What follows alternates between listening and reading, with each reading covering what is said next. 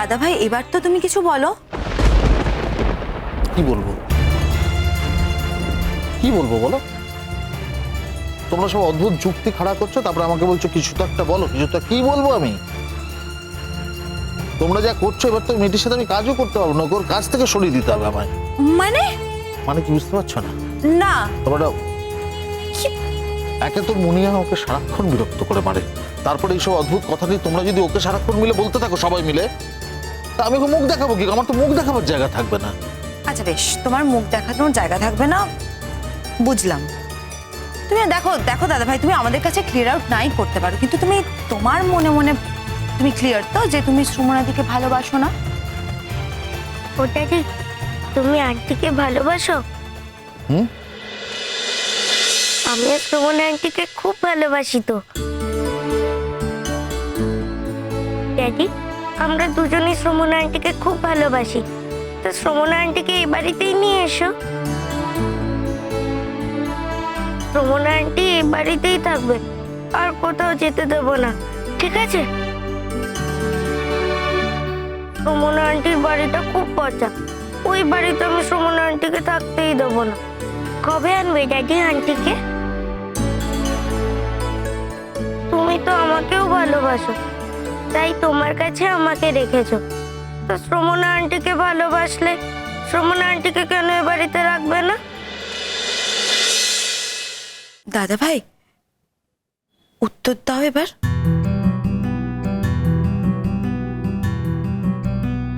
তোমরা ওর মাথাটা খাচ্ছ সেটা বুঝছো?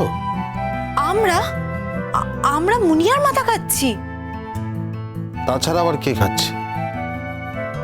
দেখ পরাগ, তোর যদি মত থাকে তাহলে আমরা সুমনার সাথে কথা বলতে পারি। উফ মা, এটা হয় না। কেন বুঝতে পারছো না? শ্রবণা ওটা পরের বাড়ির বউ, ওর এখনো ডিভোর্স হয়নি। আজকে এই কথাটা তোমরা বলতে যাবে ওকে, ও যদি চারটে ছোট বড় কথা শোনায় তোমাদের, তা তোমরা যদি অপমানিত হও, এটা বুঝতে পারছো তো? আমার তো সেটা ভালো লাগবে না, না? এবং এখানে দাঁড়িয়ে আমার এটাই মনে হচ্ছে যে ওকে এই বাড়িতে আনাটাই আমার ভুল হয়েছিল। দাদা ভাই ভুলটা তুমি একবার করে ফেলেছো, সেটা সংশোধন করার কোনো উপায় নেই, তাই তো? তুমি এক কাজ করো, তুমি বরং পার্মানেন্টলি সুমনাদিকে এই বাড়িতে নিয়ে চলে এসো। কি মা? দাদা ভাই দেখো, জীবনে তো অনেক ঠিক কাজ করেছো, তার পরিণাম তুমিও ভুগছো, আমরা সবাই ভুগছি। এই একটা ভুল তোমার পুরো জীবনটাকে ঘুরিয়ে দিতে পারে দাদা ভাই। দাদা ভাই প্লিজ রাগ করো না। দেখো আজ যদি মুনিয়া সুমনাদিকে এতটা ভালো না বাসতো, তাহলে হয়তো আমরা ওর হয়ে এত কথা তোমার কাছে বলতে আসতাম না। দেখ বাবা, মুনিয়াই তো আমাদের সব রে। মুনিয়া পছন্দ করেছে বলেই তো আমাদের বলতে আসা। তাও যদি জানতাম ওর স্বামী আছে, সংসার করে, তাও তো না। ওকে তো শুনেছি সব সময় আলটিমেটাম দেয় যে আমাদের বাড়ি থেকে বেরিয়ে যাও। আর স্বামীও তো নাকি অন্য কারোর সঙ্গে থাকে। এরকম একটা ভালো মেয়ে, ওরই জীবনটা এরকম হবে কেন বলতো? ওরই জীবনটা এরকম জ্বালা পোড়া সহ্য করতে হবে কেন? ওর কি একটা ভালো জীবন পেতে ইচ্ছে করে না? দেখ বাবা, তুই আর না করিস না বাবা। দেখো মা, এটা নিয়ে আমি এখনো সিরিয়াসলি কিছু ভাবিনি। তোমরা দুম করে আগে কথা বলতে যেও না। আমি দেখি, আমি যদি তোমাদের বলি তারপর তোমরা না কথা বলো।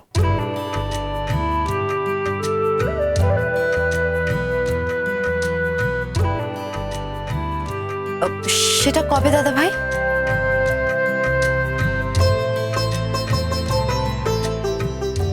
বলতে পারবো না।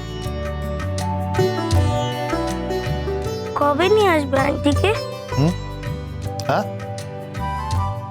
বলছি কবে আনবে আন্টিকে? তুমি তো বললে তুমি আন্টিকে ভালোবাসো, আন্টিকে আনবে না আমাদের বাড়ি? মুনিয়া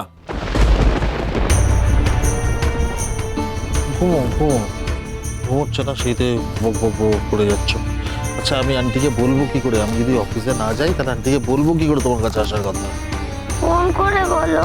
ফোন করে সব কথা বলা যায় না মা, এটা অফিসে গিয়ে বলতে হয়।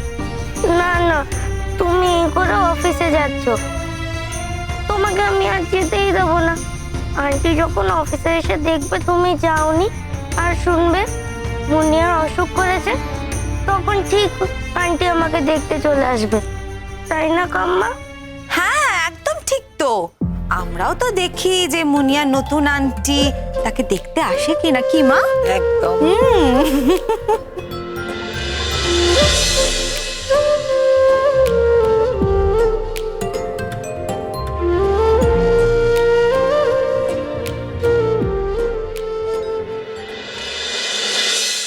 মাঝে মাঝে তোর আমার কথা মনে পড়ে, তাই না দিদি? ও আচ্ছা, আর তোর বুঝি সব সময় আমার কথা মনে পড়ে, তাই না? আমার যে পরীক্ষা শুরু হয়ে গেছে এটা বোধহয় তোর মাথায় নেই। মাথায় আছে বলেই আমি তোর সাথে দেখা করতে এলাম। আর তোমার বোন এক্সপেক্ট করছে যে তুমি টিফিন নিয়ে গিয়ে একেবারে পরীক্ষা হলের বাইরে দাঁড়িয়ে থাকবে। হ্যাঁ, সেসব আমি এক্সপেক্ট করছি না, সেসবের পাঠ অনেকদিন আগেই চুকে গেছে।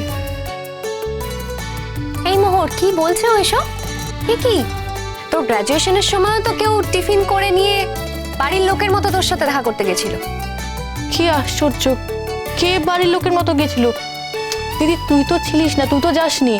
তোর তখন যাওয়ার মতো অবস্থাও ছিল না। তোর শ্বশুর বাড়ির লোক তোকে যা টর্চার করতো। আরে আমি কি বলেছি যে আমি গেছি? তাহলে তাহলে কে বাড়ির লোক? বাবা মাও তো এখানে ছিল না। কি গো শঙ্খ? হ্যাঁ সেই তো, আমি তো তাই দেখতে পাচ্ছি। ও তোমাকে বাড়ির লোক বলে মনেই করছে না। কি আশ্চর্য, তখন কি তুমি বাড়ির লোক ছিলে? ও তখন আমি বাড়ির লোক ছিলাম না? তা আমি কে ছিলাম একটু বলো আমাকে। বলো তোমরাই বলো। দিদি তুই হাসছিস, তুই বল ওর সঙ্গে কি তখন আমার বাড়ির লোকের মতো সম্পর্ক ছিল? আরে বাবা, কিছু তো একটা সম্পর্ক ছিল। তা না হলে তুই বল যে পরীক্ষার সময় কে কার জন্য টিফিন করে নিয়ে যায়, আর কেই বা পরীক্ষার সময় অত যত্ন করে ভালো করে খাওয়ায়, তুই আমাকে বল। আচ্ছা ঠিক আছে, আমি বুঝতে পেরেছি। স্যার আর ম্যাডামই যা করার করেছেন। তাহলে ওরাও তোর বাড়ির লোক না, বল? কি আশ্চর্য, তখন তো ওনারা বাড়ির লোক ছিলেন না দিদি। হ্যাঁ মোহর, কিন্তু ওনারা তোর বাড়ির লোকের থেকেও বেশি ছিলেন। হ্যাঁ এটা তুই ঠিক বলেছিস, তখন স্যার আর ম্যাম আমার বাড়ির লোকের থেকেও বেশি কিছু ছিলেন। আর শঙ্খ? দিদি তুই কি বলতে চাইছিস বলতো? না জিজ্ঞেস করছি। দেখো আমি যে কেউ ছিলাম না সেটা তো তুমি বুঝতেই পারছো। বাড়ির লোক বলে আমাকে কাউন্ট করলোই না। আমার বাবা মা তারাও নাম্বার পেয়ে গেলেন, আমার কোনো নাম্বার হলো না, বুঝলি দিদি? তাই তো দেখছি। বুঝলে শঙ্খ, তোমারও যেরকম দুর্ভাগ্য আমারও সেরকম দুর্ভাগ্য। আমারও কোনো নাম্বার নেই ওর কাছে।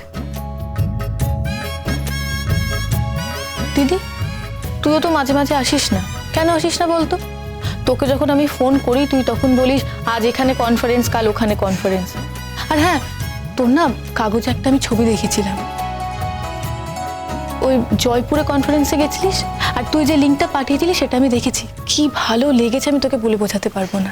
হ্যাঁ রে, ওখানে আমার খুব অ্যাপ্রিসিয়েশন হয়েছে। বাইরে কনফারেন্স করবে না, বিদেশে? হ্যাঁ গো শঙ্খ, গুরুজি বলেছেন এবার উনি যখন বিদেশে প্রোগ্রাম করতে যাবেন তখন আমাকেও সঙ্গে করে নিয়ে যাবেন। খুব ভালো, দেখছিস কোথা থেকে কোথায় পৌঁছলি। এখনো পৌঁছয়নি রে মোহর, এখনো যাত্রা চলছে, এখনো স্ট্রাগল চলছে। তবুও নিজের পায়ে তো দাঁড়িয়ে আছিস। এই বাজনা নিয়েই তো সবকিছু চলছে, তোর জীবন চলছে, তোর সংসার চলছে। একার সংসার এমন আবার কি বল? আমি জানি তুই মা বাবাকে টাকা পাঠাস, ঠাম্মির ওষুধের জন্য খরচা পাঠাস। মা আমাকে ফোনে সব বলেছে। শোনো, তোমার বোনের এমন যে নিজে তো রোজগার এখনো শুরু করেনি, তা আমি বলার মধ্যে বলেছি যে ঠিক আছে তোমার বাড়ির জন্য আমি কিছু জিনিস পাঠাতে চাই না, মানে তোমার বাড়ি তোমার নামেই যাবে, কিছুতেই আমার কথা শুনলো না, আমাকে অ্যালাউ করেনি। জিজ্ঞেস করো তুমি। কেন বলতো? আমার যখন রোজগার হবে আমি না হয় তখন পাঠাবো। তাছাড়া বাবার তো পেনশন চলে, বাবা মায়ের যদি কোনো দুর্যোগ হয় আমি তো তোমাকে বলবো শঙ্খ, তোমাকে ছাড়া কাকে বলবো বলো তো? থাক থাক, অনেক হয়েছে। এসব গল্প আমাকে দিও না। হ্যাঁ, তুমি কোনোদিন আমার থেকে চাইতে না, ও কিন্তু কোনোদিন আমার থেকে চাইতো না, আমি জানি। আমি টিউশনি করে টাকা জোগাড় করে ঠিক বাবা মাকে পাঠাতাম। তাছাড়া বাবা মাটা তো আমার, আমি তোমার কাছ থেকে টাকা নিয়ে আমার বাবা মাকে পাঠাবো, এটা আমি কিছুতেই মানতে পারবো না। এটা তো আমার খুব খারাপ লাগে শঙ্খ। হ্যাঁ, সেই সেই তো, আমি তো তোমাদের বাড়ির কেউ নই, বাড়ির লোক হয়ে উঠতে পারিনি। তুমি আমার থেকে টাকা কেন নেবে, তাই না? কেন আমার থেকে নেবে বলো, তুমি বলো দিদি। আচ্ছা আচ্ছা ঠিক আছে, শোনো, আমি তোমাদের এই ঝগড়ার মধ্যে নেই। আমি আজকে তোমাদের একটা অন্য বিষয়ে কথা বলতে এসেছিলাম। মানে আমি জানি সামনে মোহরের পরীক্ষা, এখন হয়তো এই কথাগুলো বলার সময় নয়, কিন্তু তাও আমার মনে হলো। কি হয়েছে রে? মানে বাজনা সংক্রান্ত কোনো ব্যাপার কি?